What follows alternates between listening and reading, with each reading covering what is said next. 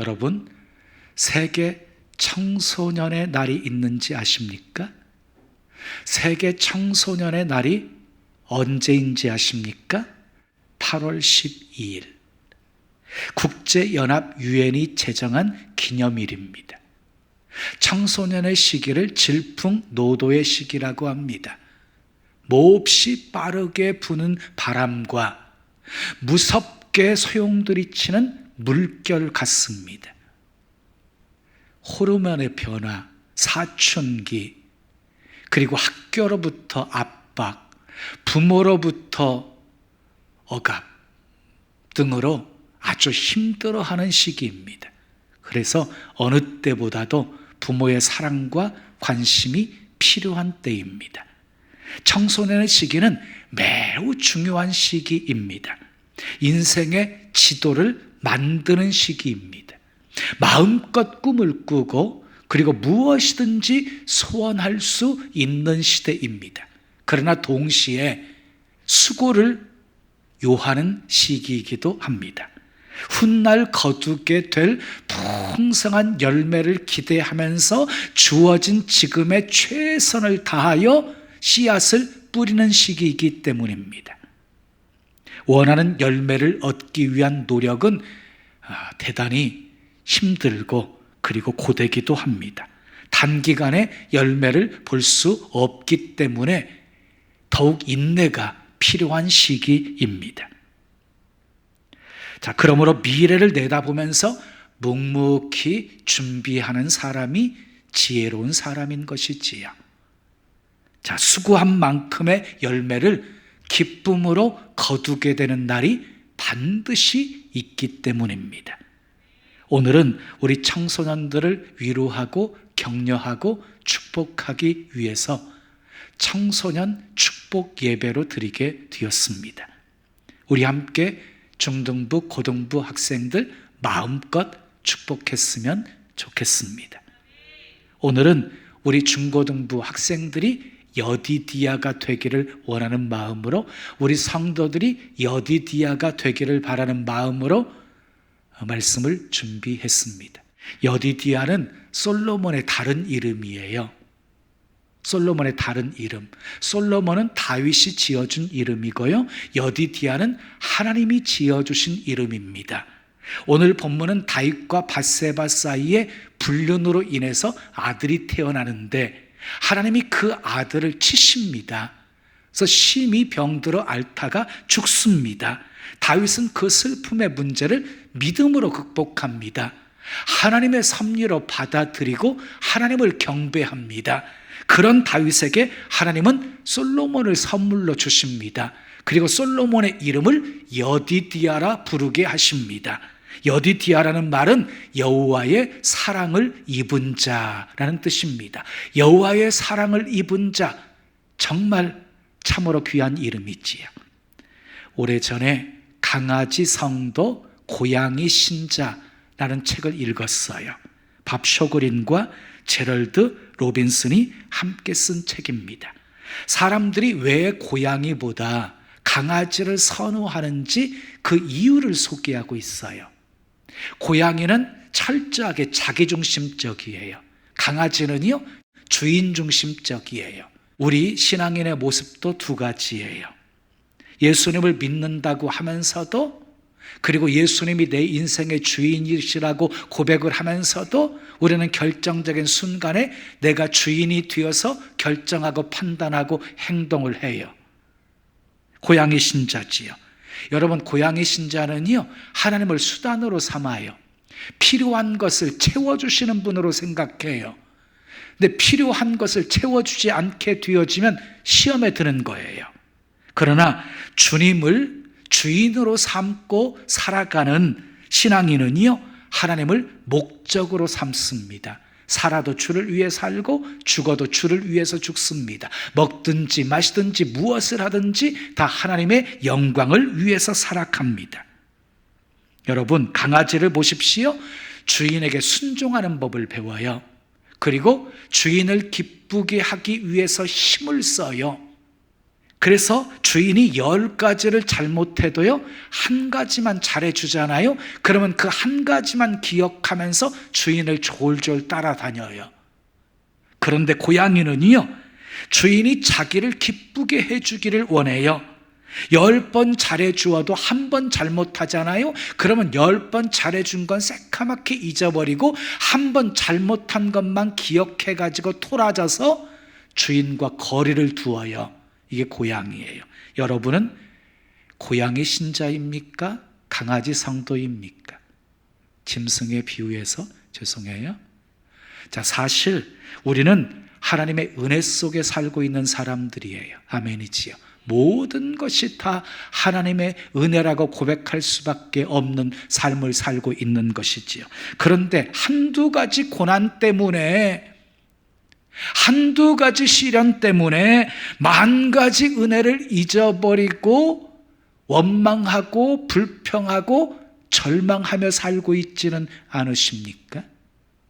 고양이 신자입니다. 출애굽한 이스라엘 백성들이 그랬어요. 광야에서 얼마나 많은 은혜를 받았어요. 그 은혜를 새카맣게 잊어버리고요, 생겨지는 문제 앞에서 원망하고 불평합니다. 어떻게 되었어요? 다 원망하다가 광야에서 죽었어요. 사람이 은혜를 잊어버리면 추하게 됩니다. 은혜를 잊어버리면 결말이 비참하게 되어집니다. 반대로 하나님의 은혜를 잊지 않으면 반드시 더 큰 은혜를 받습니다. 더 큰 사랑을 받습니다. 아멘. 그러면 어떻게 해야 하나님의 사랑을 받는 여디디아가 될 수 있을까요? 첫째, 따라하겠습니다. 죄 문제 잘 해결해야 합니다. 13절 말씀 함께 읽어요. 시작. 다윗이 나단에게 이르되 내가 여호와께 죄를 범하였노라 하매. 다윗이 나단 선지자 앞에서 내가 여호와께 죄를 범하였다고 지금 고백하고 있는 것이에요. 이것이 하나님께 사죄의 은총을 받을 수 있는 첫 번째 단계입니다. 그런데 여러분, 죄를 인정하는 거 결코 쉬운 일이 아니에요. 요즘 보세요.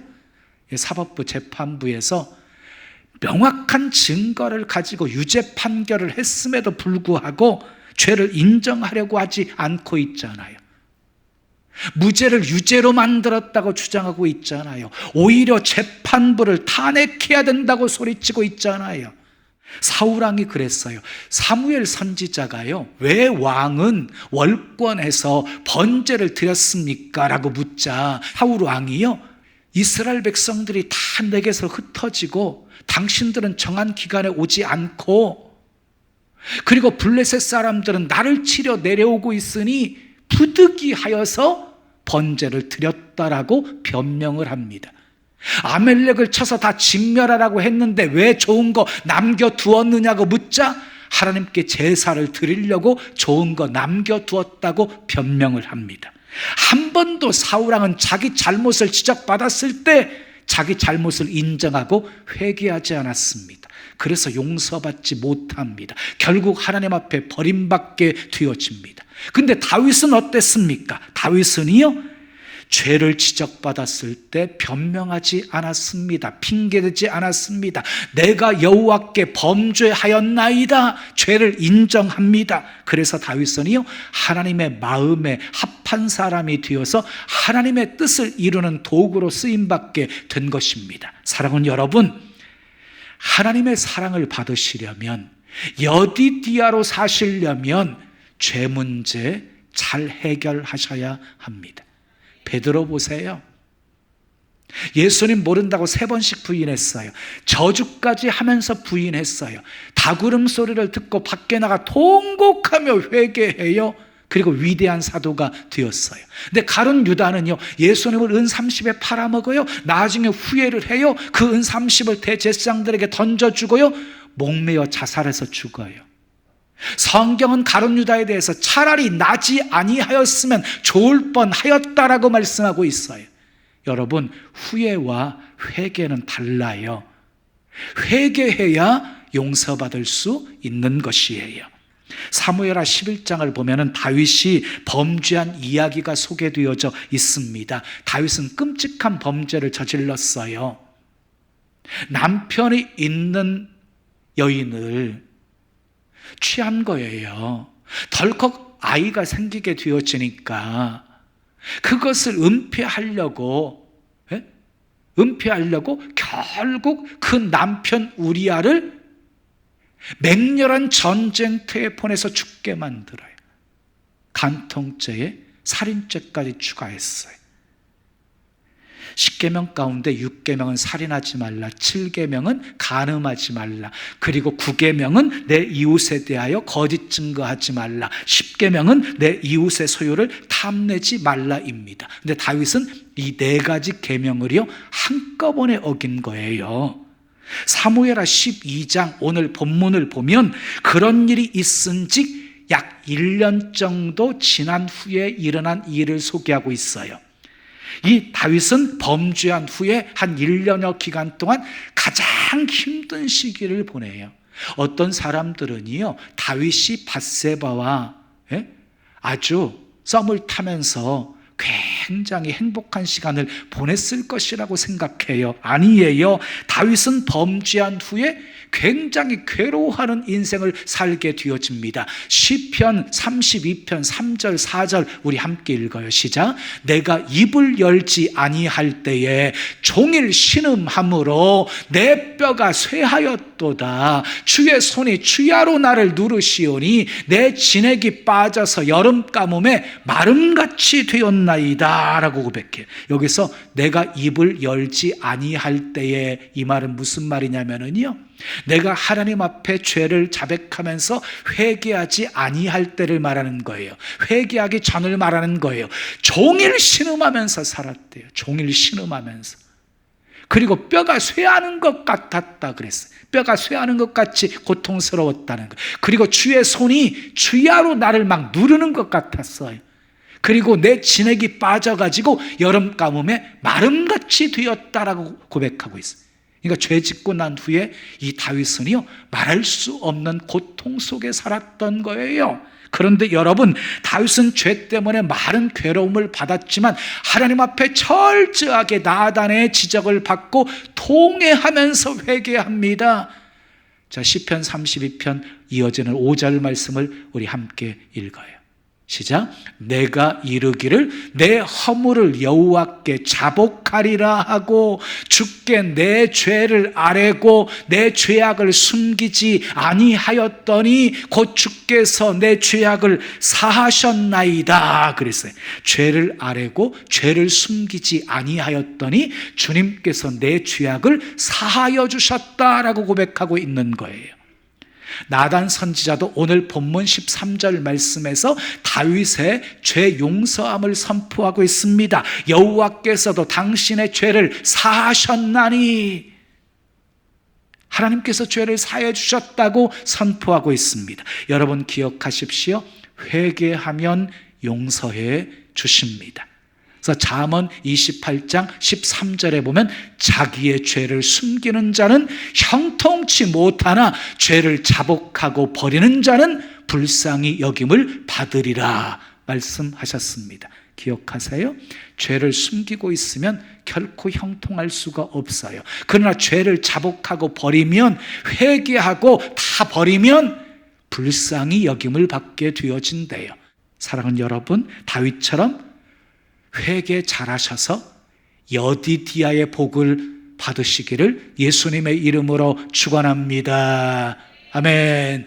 두 번째 따라해요. 불쌍히 여겨주시기를 기도해야 합니다.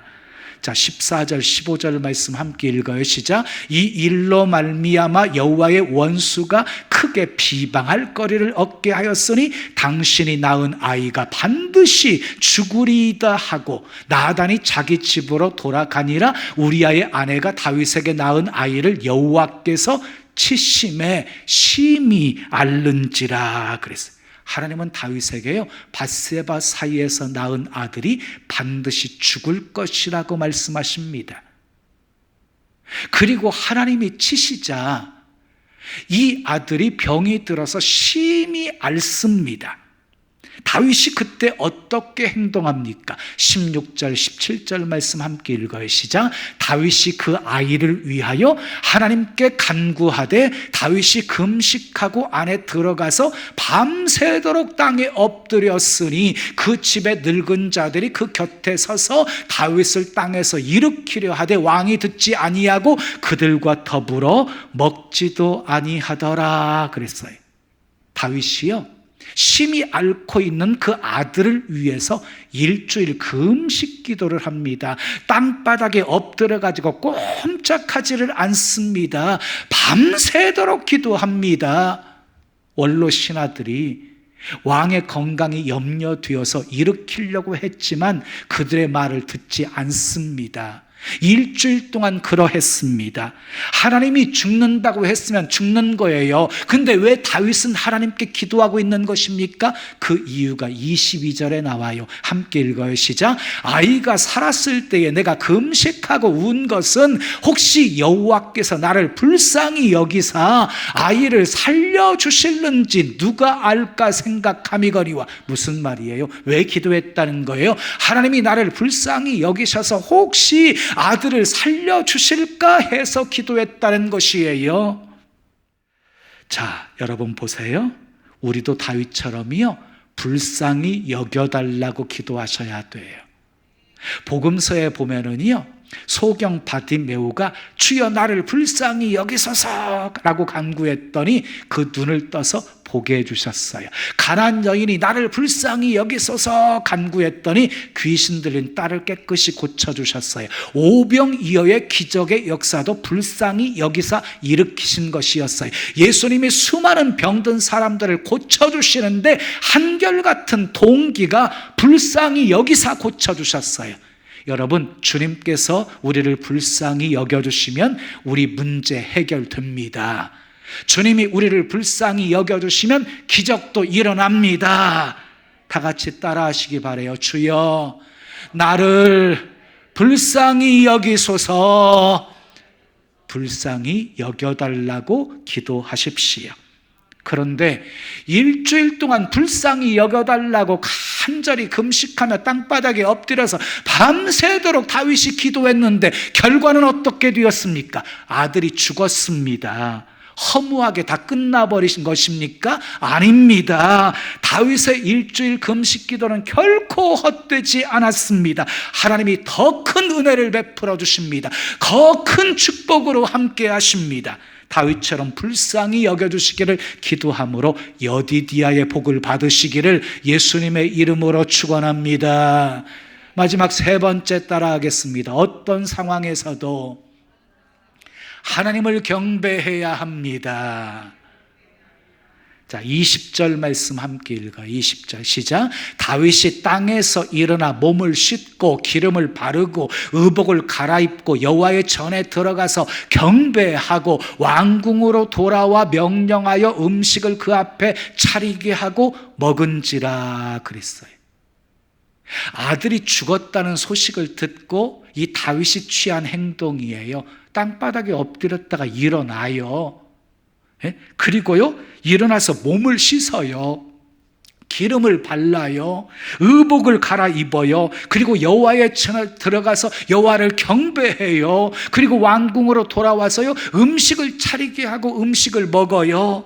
그때 신하들이 왕에게 이렇게 묻습니다. 왕이요, 아이가 살았을 때는 금식하더니 아이가 죽으니까 왜 음식을 잡수시나요? 그때 다윗이 이렇게 말합니다. 22절 23절 시작. 이르되 아이가 살았을 때에 내가 금식하고 운 것은 혹시 여호와께서 나를 불쌍히 여기사 아이를 살려주실는지 누가 알까 생각함이거니와 지금은 죽었으니 내가 어찌 금식하랴? 내가 다시 돌아오게 할 수 있느냐? 나는 그에게로 가려니와 그는 내게로 돌아오지 아니하리라 하니라.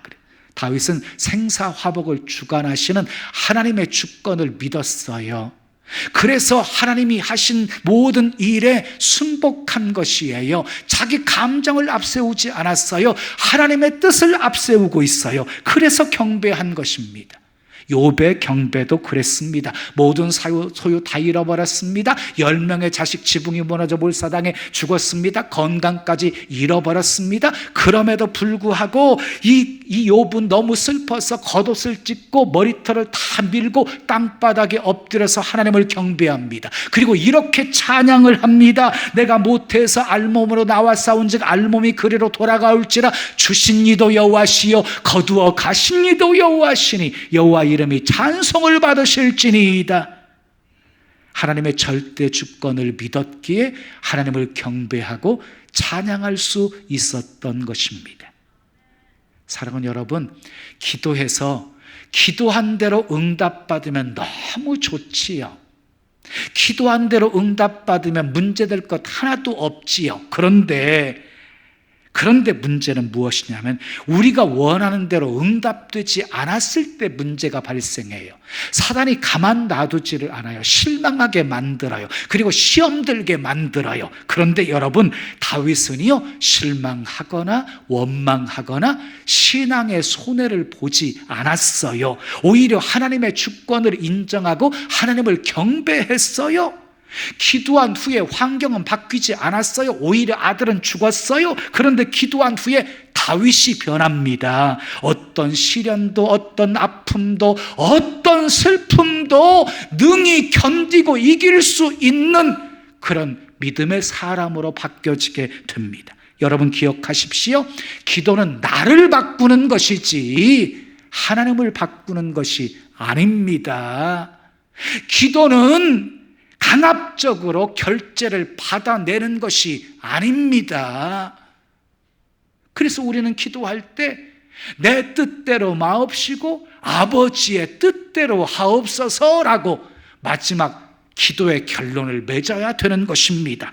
다윗 보세요. 자기 뜻보다 하나님의 뜻이 이루어진 것을 감사하면서 지금 하나님을 경배하고 있습니다.